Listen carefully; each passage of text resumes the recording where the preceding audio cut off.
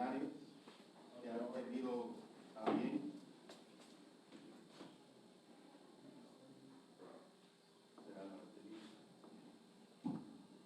Hola, hola. Que han tenido a bien el incluirme de nuevo. Hace un año estuve aquí con ustedes. También agradezco a la iglesia y aquí de Cojutepeque que me recibe y nos recibe a todos nosotros.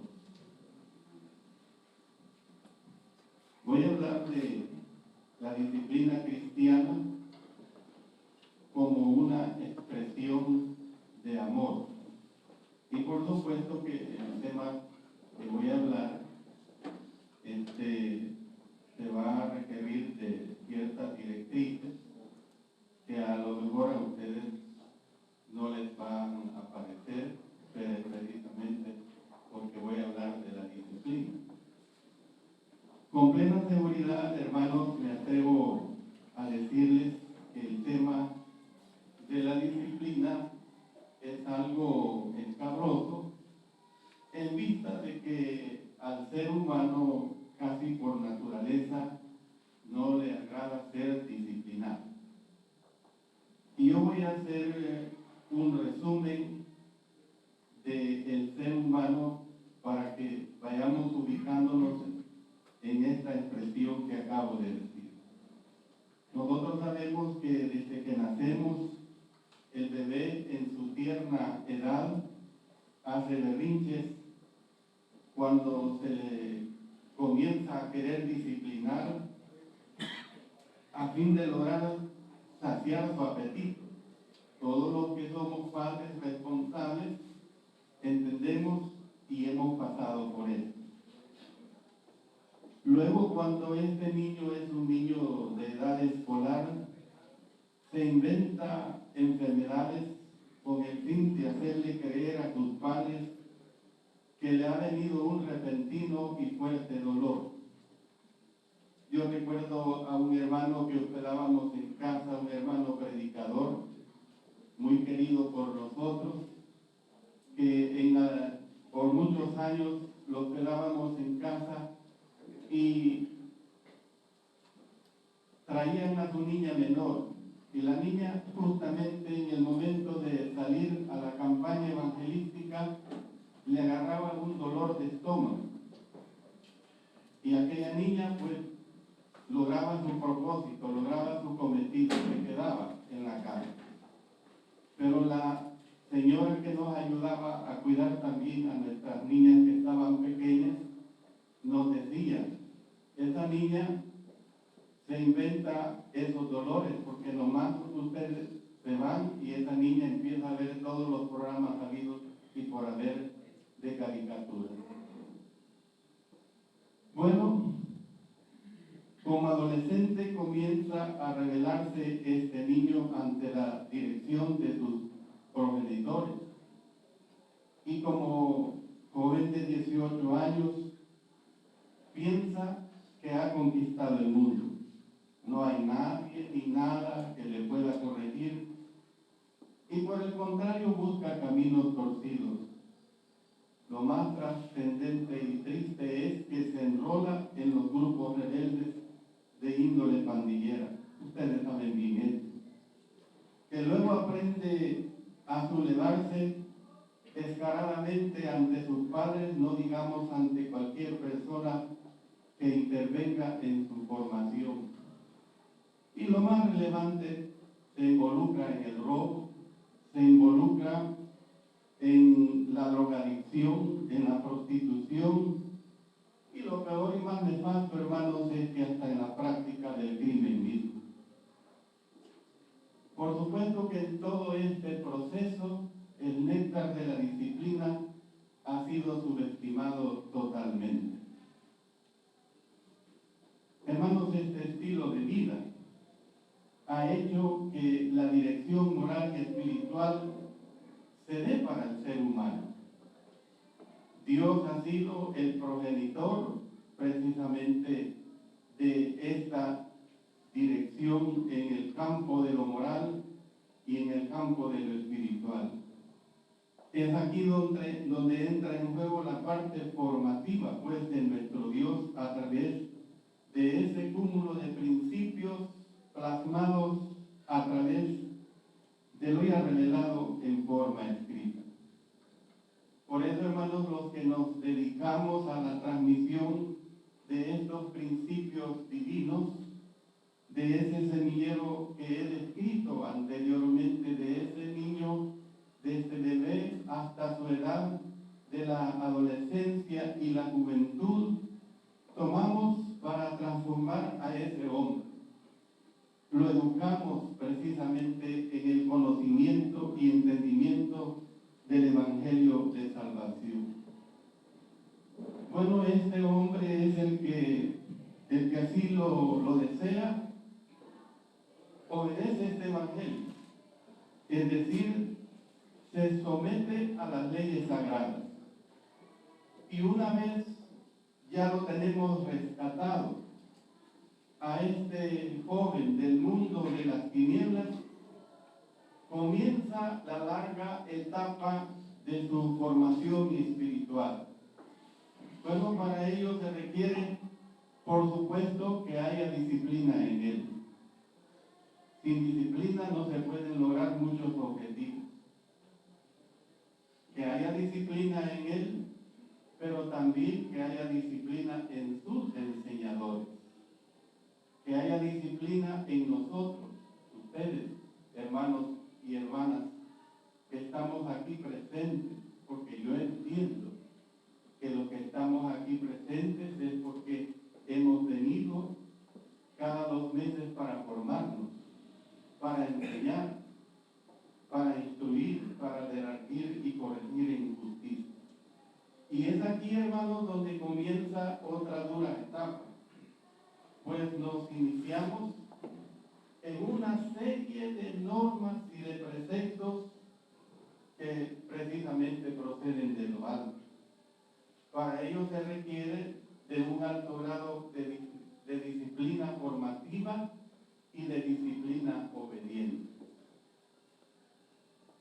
Ahora, hermanos, ya tenemos a un ser sacado de un ambiente difícil.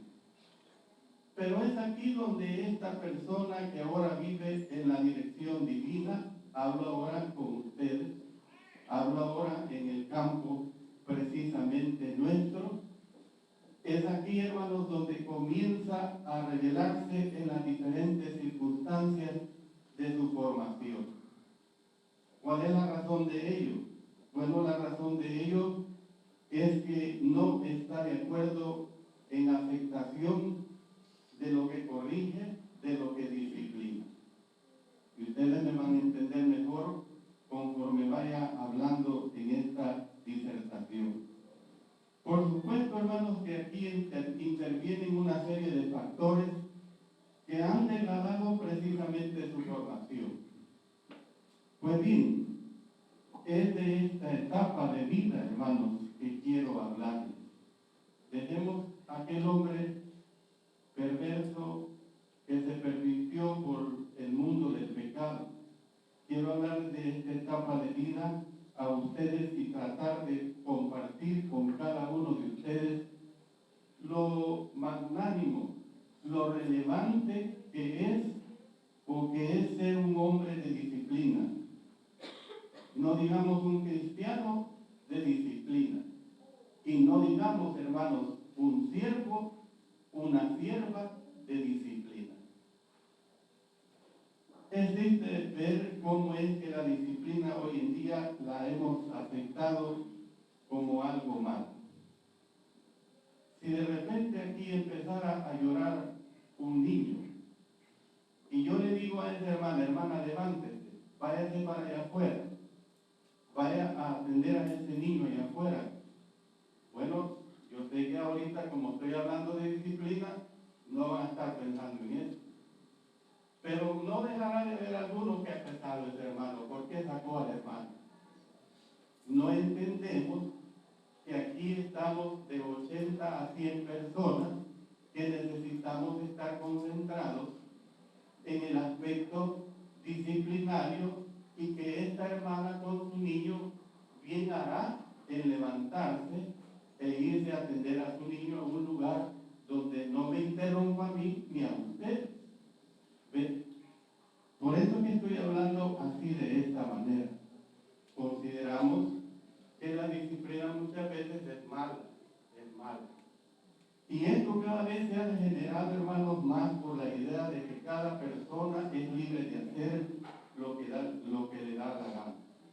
O sea, el usar el concepto de libre albedrío, el concepto pues de la libre determinación que tenemos de pensar y hacer lo que a la mente y corazón se le antoja. Yo voy a hacer lo que a mí se me antoje y a mí quién me tiene que mandar. Ustedes conocen, hermanos, que en el tiempo de los jueces dice la palabra de Dios que cada quien hacía lo que quería. Cada quien hacía lo que le daba, hermanos, hablando en lenguaje salvadoreño, la regalada gana. Dice en Jueces capítulo 17, versículo 6. Ahí tenemos definida esta conducta de vida de aquellos tiempos. En aquellos días no había rey en Israel. Cada uno hacía lo que bien le parecía. Sin embargo, hermano, yo estoy hablando con un auditorio totalmente muy diferente. Estoy hablando con personas educadas. Estoy hablando con personas formadas espiritualmente. ¿O no es cierto eso, hermano? Entonces, tenemos que comprender que la Biblia nos presenta la disciplina como algo bueno. Si de repente a ustedes, cualquiera que sea, le sonara un teléfono celular en estos momentos, mejor piense que no le suene. Mejor piense que no le suene. ¿Ve? Porque yo creo que si les pido a todos ustedes que levanten las manos, ¿quién no tiene celular? Yo creo que tal vez será uno o dos que van a levantar las manos.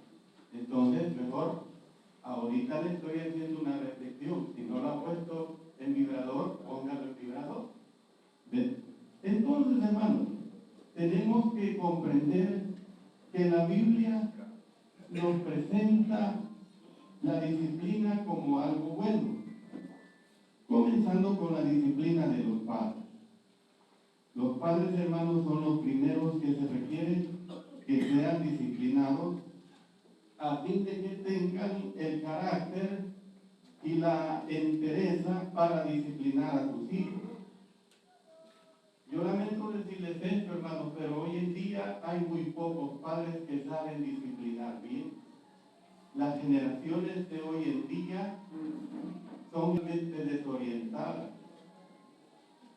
Se dan dos situaciones muy notorias. La primera, o abusan de sus hijos en lugar de ejercer la disciplina, y la segunda, o los dejan sin ningún control o límite, totalmente a la deriva. Ahora, hermanos, la gran interrogante es, ¿por qué será así?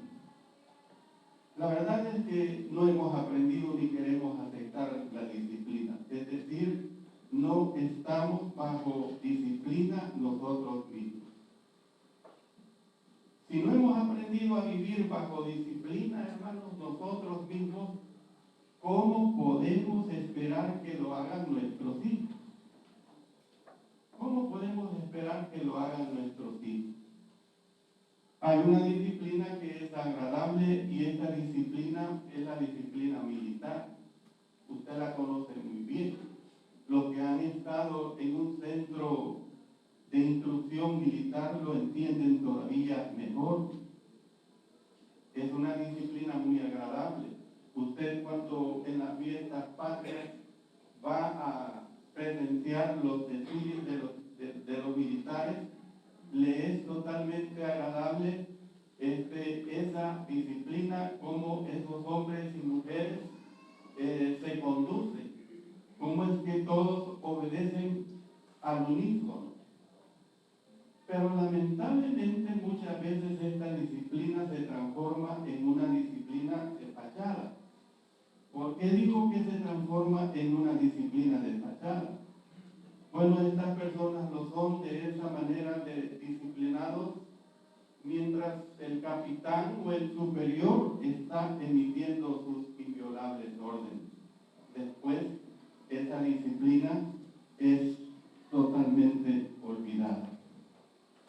Bueno, de manera, hermanos, que esta es la razón que me mueve a hablar acerca de la disciplina cristiana y encaminada más de la disciplina en nosotros que como servidores del Señor, servidoras del Señor, tenemos que tomar muy en cuenta. Usando esta frase en un sentido más amplio, comprendemos lo siguiente, es decir, vamos a hablar de la disciplina que recibe el cristiano, como también de la disciplina que da el padre cristiano a sus hijos. En el Salmo 94:12 dice de esta manera: bienaventurado el hombre a quien tú corriges y en tu ley lo instruyes. La palabra bienaventurado sabemos bien que significa bendecido espiritualmente, próspero espiritualmente. Próspero espiritual el hombre a quien tú corriges y en tu ley lo instruyes. Bueno, un ejemplo muy patético y falto de disciplina es el episodio histórico que nos presenta el libro de los jueces y que nos narra en el capítulo 19 sobre el levita y su concubina. Evidentemente es un caso ejemplo donde no había ninguna pizca de disciplina. Y tenemos este caso que dice a partir del versículo 1, que en aquellos días, cuando no había rey en Israel, hubo un levita que moraba como forastero en la parte más remota del monte de Efraín, el cual había tomado para sí mujer concubina de Belén de Judá. Y ahí la historia sigue narrando que esta concubina un día decide irse para donde su padre, como quien dice, se va a unas vacaciones, pero el levita decide seguirla. Y luego, en este pueblo, los hombres perversos de ese pueblo se dan cuenta de que había llegado allí ese levita. Y estos hombres perversos se llegan y le dicen al padre de esta joven que quieren conocer a este levita. Hermanos, demostrado claramente, la palabra conocer se refiere específicamente a conocerlo sexualmente. Querían tener relaciones sexuales con este levita. Pero mire la desfachatez que hace este padre. Les ofrece a su hija virgen y les ofrece también a su concubina. Y dice la escritura en el verso 22, pero cuando estaban gozosos, he aquí que los hombres de aquella ciudad, hombres perversos, rodearon la casa, golpeando a la puerta, y hablaron al anciano dueño de la casa, diciendo: saca al hombre que ha entrado en tu casa para que lo conozcamos. Y salió a ellos el dueño de la casa y les dijo: no, hermanos míos, os ruego que no cometáis este mal, ya que este hombre ha entrado en mi casa, no hagáis esta maldad.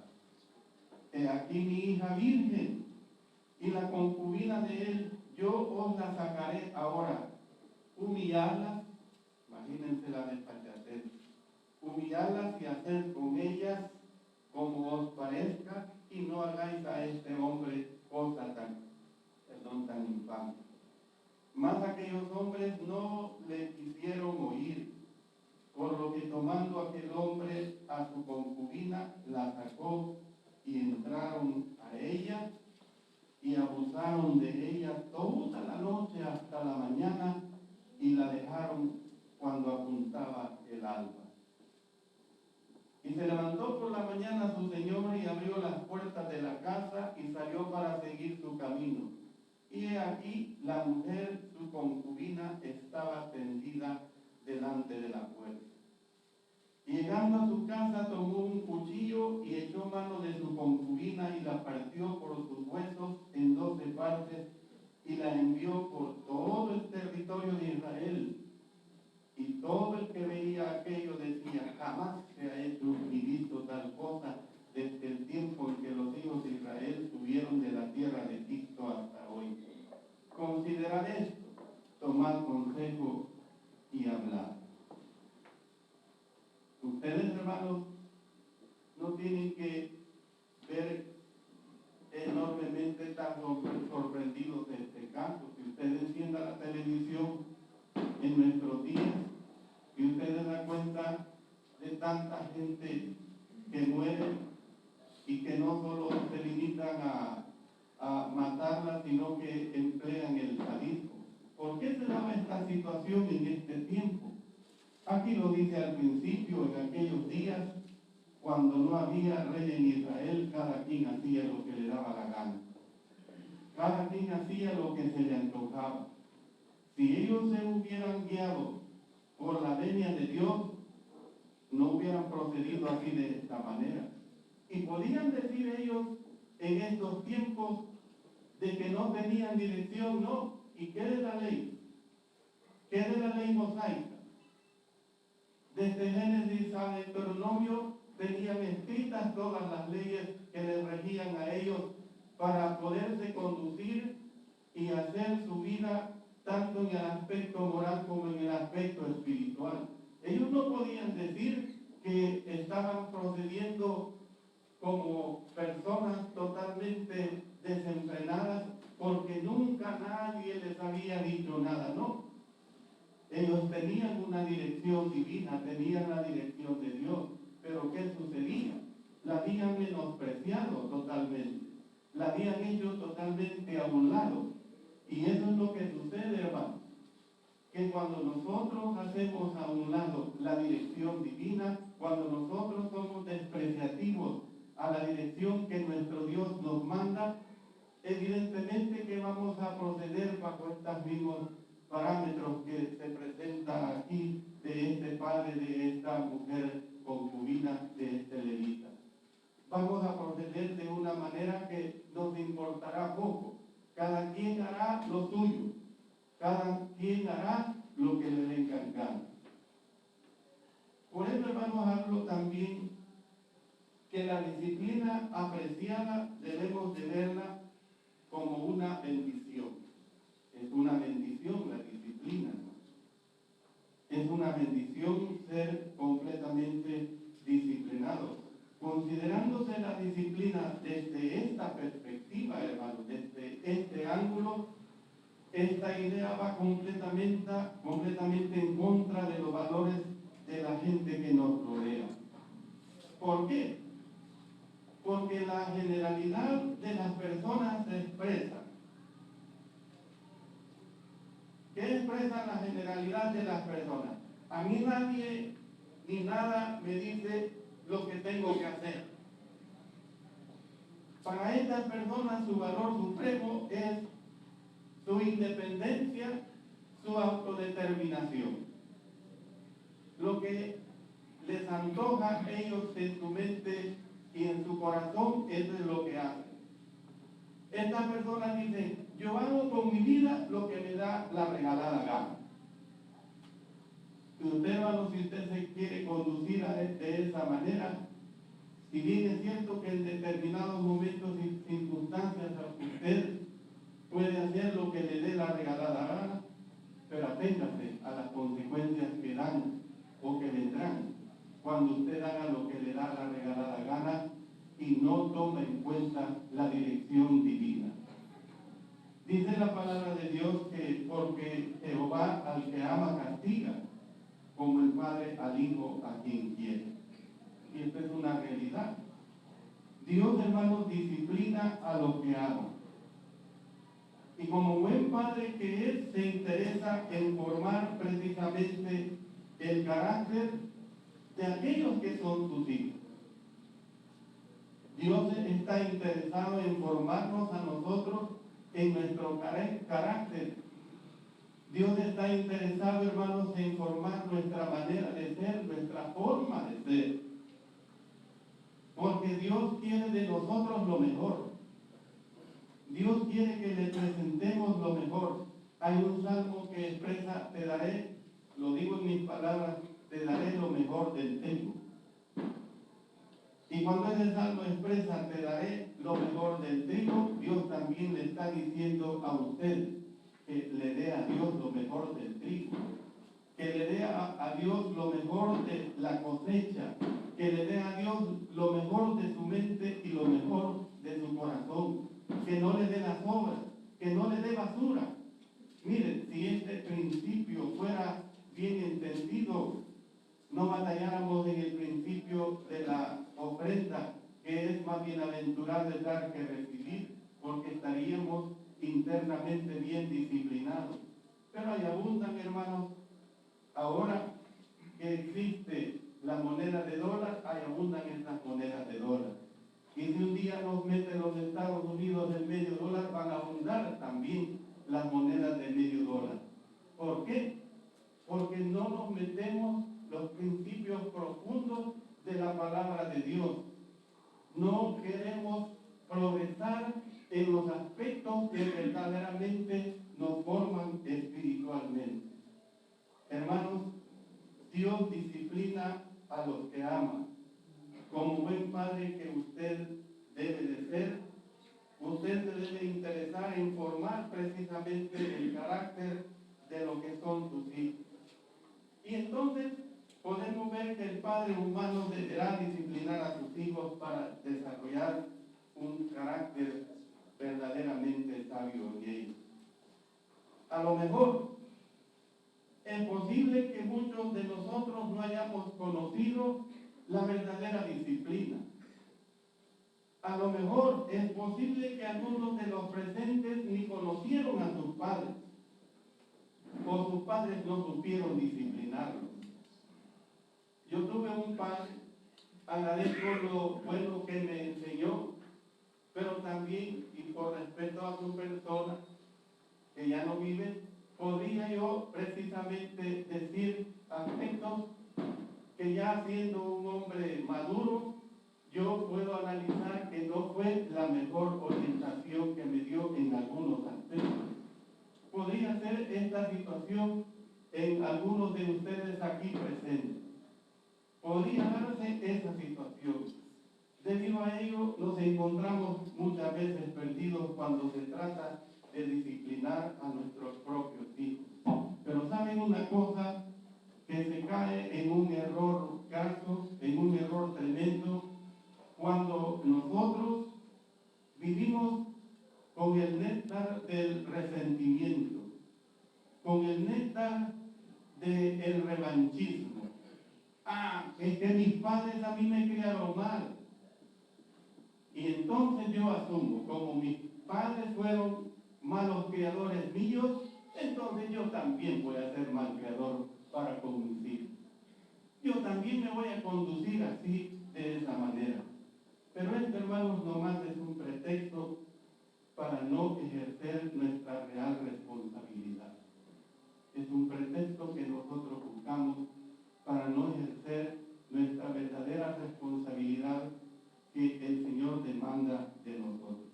Dios nos enseña en su palabra cuál es su plan para la familia. Y nos dice, hermanos, cómo es la verdadera disciplina. En primer lugar, tenemos que entender la diferencia que hay entre lo que es disciplina y lo que es abuso. Confundimos muchas veces eso. Algunas veces en nuestra etapa de formación de nuestros hijos, a lo mejor caímos en esta situación que en lugar de disciplinar, caímos en el abuso. Y, hermanos, eso nos llama a una reflexión en nuestras vidas. Pueda que algunos de los presentes aquí está en la misma situación de su servidor, que ya tenemos hijos o hijas que ya son jóvenes, más adultas que jóvenes, pero también pueda que aquí haya una buena cantidad de hermanos, padres, madres, que también tienen hijos que están en esa etapa formativa. Y a ustedes también les pido que hagamos esa corrección si estamos por la senda equivocada. En segundo lugar de este mensaje que les estoy presentando, hermanos, hay que, 2 minutos, hay que comprender que la disciplina, hermanos, se hace en amor. La disciplina se hace en amor. Y esto lo voy a dejar mejor para la clase que viene en el capítulo 13, verso 24, dice el proverbista: el que detiene el castigo a su hijo aborrece. Usted lo sabe de memoria, más el que lo ama desde temprano lo corrige. Y el proverbista, hermanos, aquí nos habla de corregir y disciplinar. Y nos hace ver que el que ama a su hijo lo disciplina. De ahí que podemos ver